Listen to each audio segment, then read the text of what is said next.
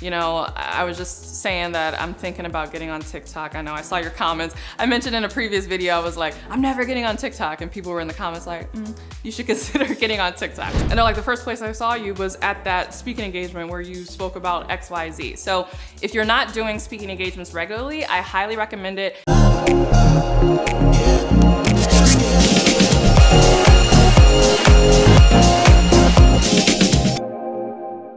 Hey, CourtneyLSanders here. Welcome back to my channel. If you're new to me, I'm a full-time life and business coach as well as wife and mom.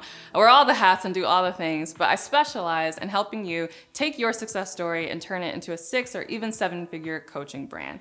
And I know one of the biggest questions that I get when it comes to building a coaching brand or really just building an online business in general is, where the heck do I get clients? And specifically, people are asking me, Courtney, where do you get your clients from? So not too long ago, I did a video that you can check out here, all about how I create more than $100,000 per month in my business. Yes, I actually break down my revenue stream. So if you wanna know how I'm hitting those kind of numbers, make sure that you check out this video here in order to watch that. But that begets the question, well, girl, where are you finding all of these clients who are willing to spend so much on your programs? And so in this video, I'm gonna be sharing where I get all my clients from and just the best places in general that I have found in my coaching business to get leads. So if this is something that you're struggling with and you're like, I need the secret sauce, tell me, don't worry, I'm not gonna hold anything back. In fact, let's get into it right now. All right, Courtney, where do you get your clients from? Well, the truth is I get my clients from a variety of places, but I will just do this rundown in terms of all the different places that I get my clients in terms of priority and how it currently looks in my business. So this is subject to change. I was just saying that I'm thinking about getting on TikTok. I know I saw your comments. I mentioned in a previous video, I was like, I'm never getting on TikTok. And people were in the comments like, you should consider getting on TikTok. So fine.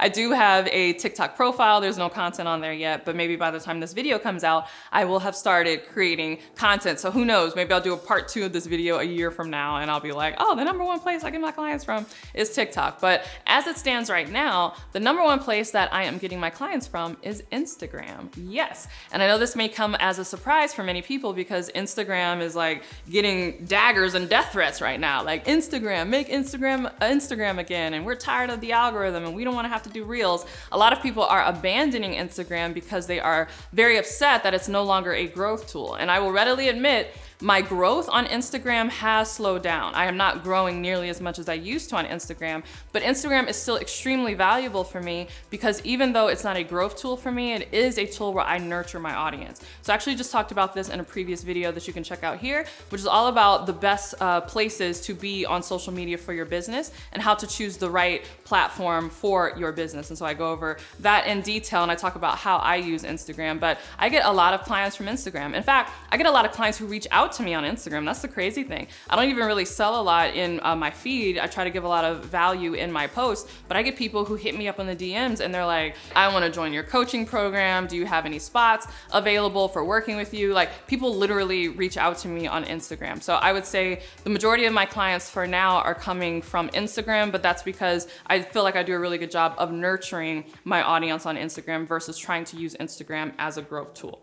All right, the second place I get all of my clients, and this is coming up fast on Instagram, right? So Instagram has been the reigning champ in my business for a long time, but this platform is the runner-up and it's slowly starting to overtake it. And you guessed it, that's YouTube. Yes, that's why I do these videos, because YouTube is a great way to get your business and what you do really shown to more people. And so I've really been on YouTube, oh my goodness, probably since 2007, yes. Now, I wasn't always doing business on YouTube. Back in the day when I was like 17, 18, 19 years old, I actually did hair care tutorials. So fun fact, the first business that I ever created was not a coaching business. It was a hair care business. Yes. Lisa Price, the founder of the hair care company Carol's Daughter, came to a campus one day. I was a student at Howard University and she shared all about her entrepreneurial journey and how she started this hair care business. And I got so inspired. I was like, that's what I'm gonna do. And so I used to shoot a lot of videos all around hair care. And I leave them up on my channel. The reason I don't take them down is because I need people to understand where I came from, right? I started from the bottom, now we here, okay? I used to be a 19-year-old in the bathroom doing twist outs on, on my hair. So I have had a YouTube channel for a very long time, but my audience completely shifted. Obviously, when I started getting into life coaching and then into business coaching, those people are like, Courtney, yes, you have lovely hair, but we're not looking for hair care tutorials. We're looking on tutorials on how to make our life better and how to make our business better. So I really kind of had to reposition my channel and start it from scratch. And so I got the idea to really invest in my YouTube channel in 2020 because right at the beginning of the pandemic, I figured, hey, we're all trapped in the house, we're at home.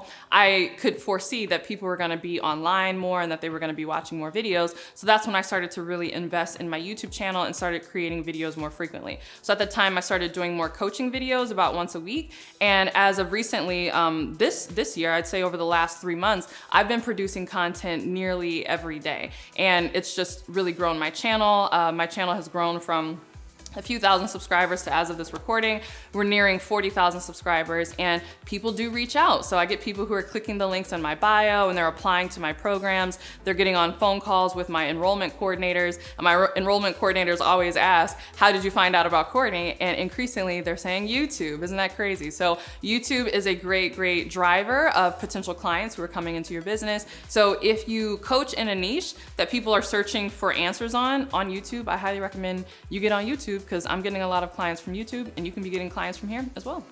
All right, the third place that I get a lot of clients, you're not gonna believe it, is word of mouth. Yep. Since the beginning of my business, yes, again, people find me on Instagram, social media, YouTube, but since the beginning of my business, there's always been this thread where people find out about me because someone in their real life told them about me. And this just happened to me here in Houston. I attended a women's empowerment conference and I'm there, I'm enjoying, the food and the music and I'm listening to the sessions and I'm just having a good time. And this woman walks up to me and she's like, you're Courtney Sanders, right? And I'm like, yeah. And she's like, oh my goodness, I follow you. She was like, I actually just had a call with your enrollment team yesterday. I want to join your program. Like this happened in real life. She's like in front of me. I'm looking to join your program. Your people are great. I had a really great conversation with them. And I was like, oh wow, this is so cool. Like I'm interacting with you in person. And she's like, yeah, it's crazy. My husband found your profile somewhere and he showed it to me one day and he was like, babe, you need to follow her. And so she was like, okay. So she's like, I started following you and then I loved what you were doing and I signed up for a call with your team and now I'm gonna join your program. Mind blowing, right? You would not believe how often that happens to me. I have people who come up to me and they're like, I love your podcast. I listen to it all the time. A coworker told me about your podcast and we listened to it together at work and now I listen to it. Or, a friend, my aunt heard about you, the crazy word of mouth stuff, but people literally tell other people about my business. And so I share that because I think in our online world, social media, again, we get so obsessed about the algorithm that we forget that word of mouth is still a thing, right? Before the internet, before telephones, right? I think about ancient days, like biblical times and, who has the best sheepskin, who has the best silk? It was word of mouth. If you were really good at what you were doing and you were offering value to people, people would tell other people about you. And so this still happens in this day and age. So if you're looking for new places that you could be getting clients, don't sleep on word of mouth because you'd be shocked. Like literally, I just landed a client because her husband found out about me and then he told his wife and then was like, hey, you need to join her program. How crazy is that? All right, I have much more where that came from, but first I want to hear from you. Where are you currently getting your clients? Share in the comments below. All right, the fourth place that I get a lot of clients is my podcast. And I really think about my podcast really more as a relationship building tool. So I imagine I get some new people maybe who have never heard of me who stumble on my podcast, but my podcast honestly is kind of a variety show. I do talk about business topics and business coaching topics, but I talk about all kinds of stuff. I talk about, generational wealth, this Bible verse that I read, in the morning and I had this epiphany and God was revealing all this stuff to me. I just go in on my podcast. Pretty much anything that I think is interesting, random documentaries that I watch and I'm like, guys, we gotta stop eating dairy. It's bad for us. The system is trying to take us down and trying to make us unhealthy, and then I turn on my mic and basically riff on my podcast. So my podcast is that one tool I have in my business that for a really long time, I did not understand why people liked it. I knew why I liked my podcast. It's enjoyable for me to record. Again, I can share about things that I'm reading, epiphanies that I'm having. It's much less structured. than my YouTube videos or even my Instagram. But I'm like, y'all, all I'm doing is sitting in my office talking into this microphone. Like, why are y'all listening to me rant and rave? But I think people, again, they see me very polished on various platforms. They see these super highly produced YouTube videos, or they come on my Instagram and the feed is all organized and I got these, catchy little quotes, and it's like, oh, you like her content, but it's like it's a little more buttoned up, right? It's like very polished. But then they hear me on my podcast and truly they hear my heart, right? I talk about the things that I'm still working on. I give updates about my husband and our wealth building journey. I'm really passionate about generational wealth. In fact, I have a video that you can watch right here all about how you can start building generational wealth today. But I talk about all kind of stuff, Black history. Like, I talk about like seemingly random things on my podcast, but I always relate it back to this concept of achieving success and moving forward in your business and ultimately doing what you were put on this earth to do and achieving your purpose. So all these seemingly random topics, they do have a thread, they do have a point. And so I think when people come from my other platforms and then they get on my podcast and then they kind of hear my heart riffing on these things, it creates an even stronger connection. And so people hear the podcast and then usually they're in my DM saying like, okay, I want to work with you. Like, I heard your podcast. I mean, just the other day I had someone who listened to a podcast of mine and it was recorded from a while ago. So on that podcast, I had mentioned a coaching program that was no longer live because it was recorded, several months ago. But she sent me a DM and she was like, look, I just listened to your podcast. You mentioned, this coaching program that you have. I don't think you're offering it right now, but I just wanted to send you a DM. She said, because I want to hold myself accountable. The next time you have something, please contact me and let me know because I want to join. Again, how does that happen? Where you have people reaching out to you saying that they want to join your programs. This is how you do this, right? So if you don't have a podcast, I highly recommend it. Again, check out that video all about the best social media platforms for you, where I talk about how podcasts can be a great nurturing tool. But yeah, a lot of my clients come from my podcast. The fifth place that I get a lot of clients, not as much as obviously Instagram, YouTube, and the other places that I've shared, but I do get clients this way.